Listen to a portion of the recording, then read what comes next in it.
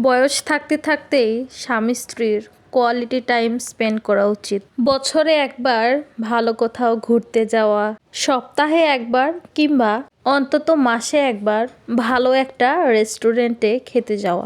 আপাত দৃষ্টিতে এতে টাকার অপচয় মনে হতে পারে। জীবনে বেঁচে থাকলে রিজিকের অভাব হয় না, কিন্তু একটা সময় যখন আপনার বয়স হবে তখন হয়তো আপনার কাছে অনেক টাকা থাকলেও আপনি সবকিছু চাইলেও খেতে পারবেন না, শারীরিক অসুস্থতার কারণে চাইলেই ঘুরতে যেতে পারবেন না, কিংবা অনেক সময় অনেক দামি কাপড় পরারও ইচ্ছা থাকবে না। আপনার সন্তানের লেখাপড়া আরও নানান ধরনের রেসপন্সিবিলিটি আপনার উপর আসবে, কিন্তু এর মধ্য থেকেই সময় বের করে নেওয়া যায়।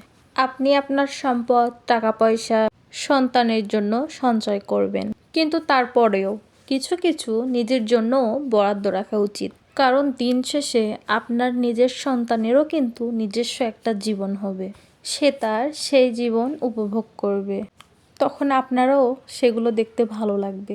ছেলে ছেলের বউ কিংবা মেয়ে মেয়ের জামাই কোথাও ঘুরতে গেলে, খেতে গেলে তাদের এনজয়মেন্ট দেখে আপনারও তখন ভালো লাগবে, তারাও শ্রদ্ধা করবে।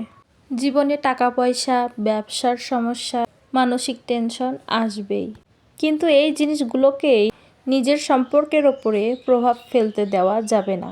একটা সময় পর হয়তো আপনার পার্টনার আর আপনার জীবনে থাকবে না, তখন এই যে তার সাথে কাটানো সুন্দর সুন্দর মুহূর্ত, এগুলোই আপনাকে বাকিটা জীবন বেঁচে থাকতে সাহায্য করবে। সমাজ যাদেরকে বউ পাগল বলে, আমি তাদেরকে শ্রেষ্ঠ চরিত্রবান হিসেবে মনে করি।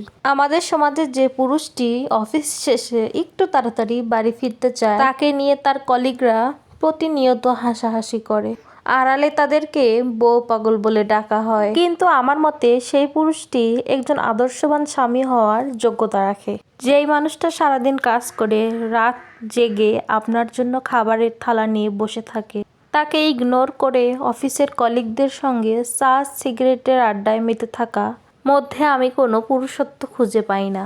নিজের স্ত্রীকে ভালোবেসে তার উপর যত্নশীল হওয়া কিন্তু এক প্রকার পুরুষত্বের লক্ষণ। সমাজ বলবে মেয়ে মানুষের মতো বইয়ের হাতে হাতে কাজ করছে, বইয়ের গোলাম হয়েছে, লজ্জা শরম নাই সে। কিন্তু আমি বলবো, যে দুইটা হাত আপনার মুখের সামনে রোজ ভাতের থালা তুলে দেয়, সেই দুটো হাতের ভরসা হতে কোনোই লজ্জা নাই। একে অপরকে ভালোবেসে দুটো হাতকে চারটি হাতে পরিণত করে একে অপরের প্রতি যত্নশীল হতে কোনো লজ্জা নেই।